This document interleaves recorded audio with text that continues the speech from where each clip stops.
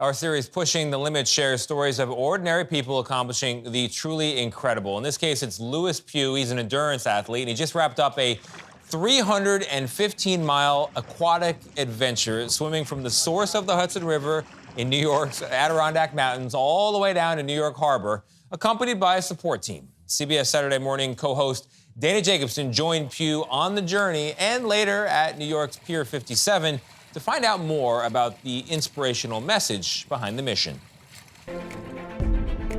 Endurance swimmer Lewis Pugh knows exactly how to make a splash. The 53-year-old is the only person to have completed a long-distance swim in every ocean in the world. He's willing to test the waters no matter the adventure. Over the past decade, he's become the first athlete to swim across the North Pole, the English Channel, the Red Sea, even under the Antarctic ice sheet. When did swimming come into your life? When I was about 17 years old. Wow. You ready? You're feeling well? Good luck, my boy. When did it go from enjoying swimming Yes. to finding these endurance type of swims? In 2007, I went to the North Pole and I did a swim there. And this was across an open patch of sea. Right. And I remember going into that swim and then coming out the other end and actually feeling that I was a different person, because I came out of that feeling, wow, this place is melting so quickly. I now have a big responsibility to share this message with the whole world. It changed your perspective, obviously. I think it changed me. Since then, Pugh has been on a mission to complete record-breaking swims in jaw-dropping places, not for the titles or accolades, but to make waves in the conversation about ocean and now river preservation. His latest challenge turned quite a few heads, as he expected it would. In mid-August, Pugh set out on a month-long journey that's never been done before, swimming unassisted from the tip of the Hudson River in the Adirondacks down to the very bottom in Lower Manhattan. That's 315 miles of the infamous river, contaminated by toxic waste throughout the last century before cleanup efforts began in the 1980s. I want people to know what has happened in the Hudson River. Yeah. I think this is a blueprint for people all around the world, that their rivers can be saved. That there is something that can be done. Absolutely. People around the world have heard about this as an amazing story about a river which was so badly misused and so badly polluted. I mean, it was one of the most polluted rivers here in America, if not the world, and then things have been turned around.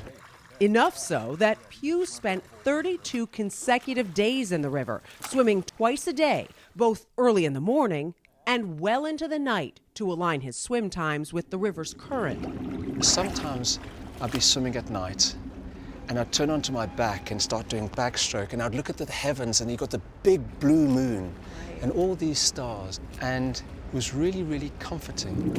You're going to want to get in here, it's a lot cooler. I decided to jump in myself. All right, you convinced me. On day 25 of the journey, when Pugh had just 50 miles to go. Long distanced from my swim team days, I eased into my stroke. But trust me, Lewis Pugh makes it look easy.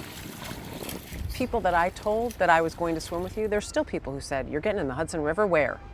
Yes. So it still has some of that reputation. I hope we can change that reputation. Yeah. I hope more people will swim in this river. This is such a special river. One that Pugh has come to know intimately. And one that drew a crowd of spectators to downtown Manhattan to take in his final stretch within it.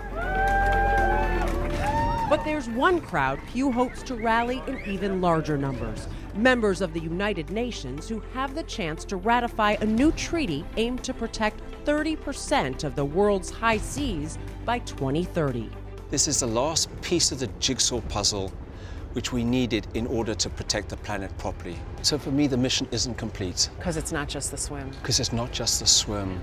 I've got to get to the diplomats, I've got to get to the environment ministers, I've got to get to the heads of state now and deliver the message. Your determination as one person to make world leaders listen, to make people listen, where does that come from?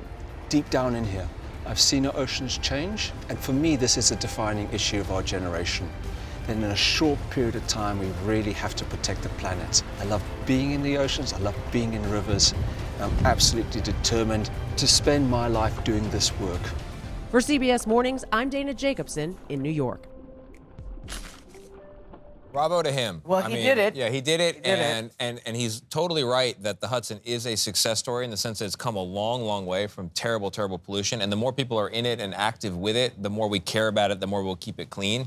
But just for the record, the New York State environmental officials say that the New York City portion, the very end there, still not considered to be an everyday safe swimming river. Yeah, I'm getting texts from people I work with at the NFL today. Shout out to Ellen. She basically is saying the same thing. Like, there is a reputation, but I swim in this river all the time. Yes. And I was surprised that she told me that. After the Ellen rainstorm, swims in the river all the time? Yeah, she said the issue's the runoff, and the sewer system. So after a big rainstorm like we had last week, That's what she said. like then you got to stay out of it. And I'm sure he was timing it like that. I tell you what, though, swimming at night, something brushes you in the water. I couldn't do that. But it does give you an appreciation Yes. for what we have and often we take for granted. we should go for a night swim Shall- together as a show. This is one of those things that's not going to happen. What you talking about, Willis?